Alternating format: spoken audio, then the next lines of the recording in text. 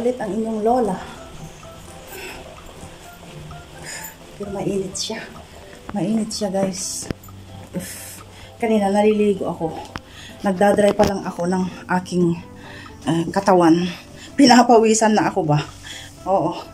Tapos ngayon, biglaan yung ating paggagayak. I mean, apurahan yung ating paggagayak. Pinawisan tuloy ako. Bonggang ano. Tapos, nandito na yung ating tatay.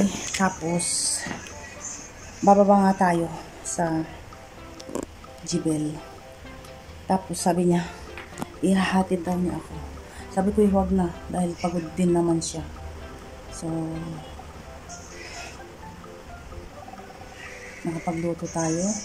Hindi natin na-videohan. Busy kanina. So, kakain na sila mamaya-maya. At ako'y lalabas na rin. Maggagala. Hindi. Meron po tayong pupuntahan. Ka-meeting. Kwento ko na lang sa inyo, guys. Okay po. Wish me luck sa aking pupuntahan. Hello guys, kami po tayo. Kahapon hindi na ako nakapag-video doon sa pinuntahan ko. Mainit siya, tapos pinapawisan ako, yung pawis ko tumutulo dito sa may mata ko, blurry yung paningin ko, tapos yun nga, mainit. At yun nga sabi ko sa inyo, ikukwento ko sa inyo. Saan nga ba tayo pumunta, guys? So, ikukwento ko sa inyo, guys. Una sa lahat, gaya nga ng napapanood nyo sa mga videos ko, nandito lang tayo sa bahay, taong nanay na tayo, since ilang taon na. Bali, natingga tayo ng ilang taon na hindi nagtrabaho. Nakapagtrabaho din ako noon, as in talagang dire-diretso. Bali, 10 taon sa Greece, guys, na ang naging trabaho ko ay mag-alaga ng matanda, tapos all around, kasambahay din. Oo, marangal na trabaho yung kasambahay. Di ba?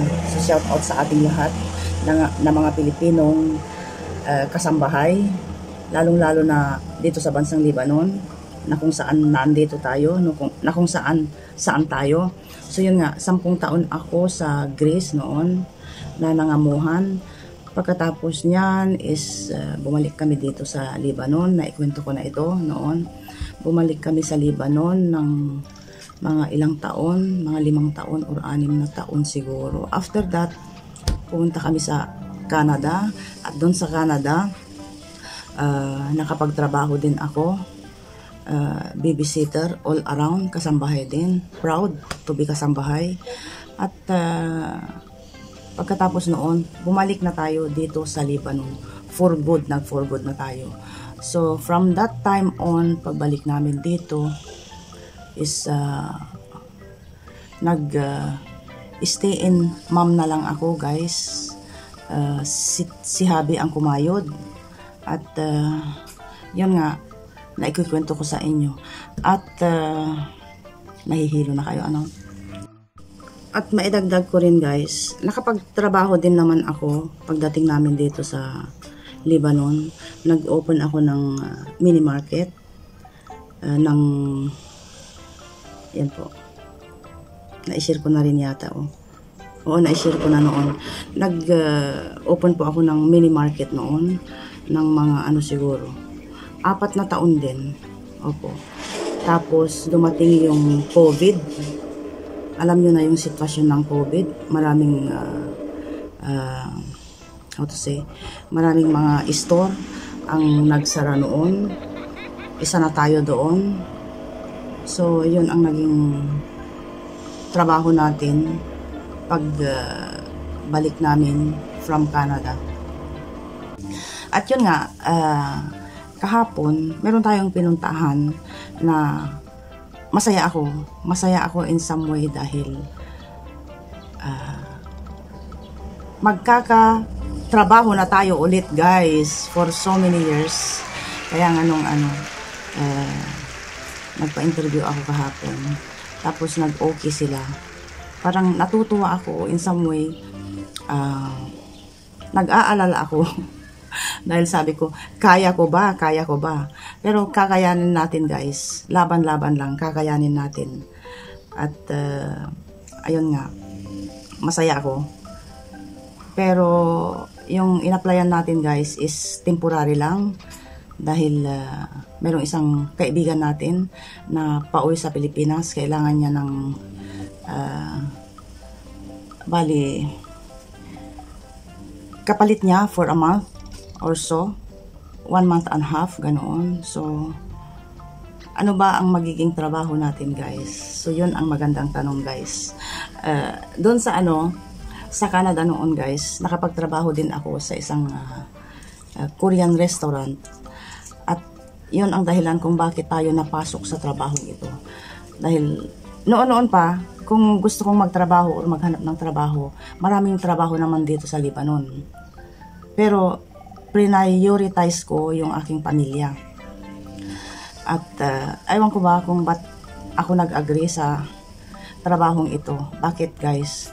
Dahil nung sinabing kailangan nila ng chef cook. Chef cook guys, what's out? Galing tayo sa taas, ayun, pinapawisan ako. So yun nga, ang bali magiging trabaho natin ay isang chef cook. Pero nung nagpa-interview ako, guys, meron isang chef doon na kailangan lang niya ng assistant. So mas maganda na rin yun dahil kung magiging chef cook ka, talagang in charge ka lahat ng mga kung ano-anong putahe doon, ganito, ganyan. So, nung sinabing bali assistant lang, doon ako natuwa at doon ako nag-decide na ayun, maganda yun para sa akin. So, itry natin guys. Itry natin kung kakasaba tayo ng 1 buwan o 2 buwan siguro. So, kung hindi natin kaya, di mag-resign tayo, di ho ba? At saka isa pa, maganda ang offer guys. So, yun. Sabi ko nga sa inyo, makakahanap naman ako ng trabaho kung gusto kong magtrabaho. Kaya lang,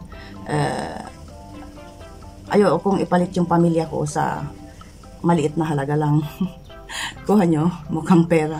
So, nung in-offer sa akin yun, bali, doble kung ikukumpara sa mga ordinaryong trabaho lang. So, ayun guys, green up natin. Tinignan natin yung halaga, pero hindi ko inisip o hindi ko tinanong sa sarili ko, kaya ko ba? So, kahit sino naman, pag inupuran ka ng medyo gusto mo yung price, igagrab mo, di ho ba? So, tingnan nyo na nga naman ang nagagawa ng pera. So, itry natin guys ng 1 buwan. I-update ko kayo. Anyway, ano pa naman, bali, first meeting pa yun. Bali, tinignan ko lang yung place. Chinese cuisine po. Korean cuisine. Opo. At, yun ang maikikwento ko lang tungkol doon sa pinuntahan natin kahapon. Bali, yun ang first meeting. By myself. And then next Wednesday, bali meron kaming meeting na kung saan darating yung mga ibang staff. Darating yung mga ibang staff dahil nga po bali yung branch na nandito dati na andun sa Beirut, tapos nag-transfer nga sila dito at kailangan nila ng isa pa. Dahil yung isang Pilipina ay uuwi ng Pilipinas at ako ang magiging kapalit. So, yung next meeting namin is that magkikita kaming lahat ng mga staff at i-discuss namin yung mga menu daw. Tingnan natin kung kakayanin natin guys. Anyway, sa totoo lang may idea ako about sa Korean foods.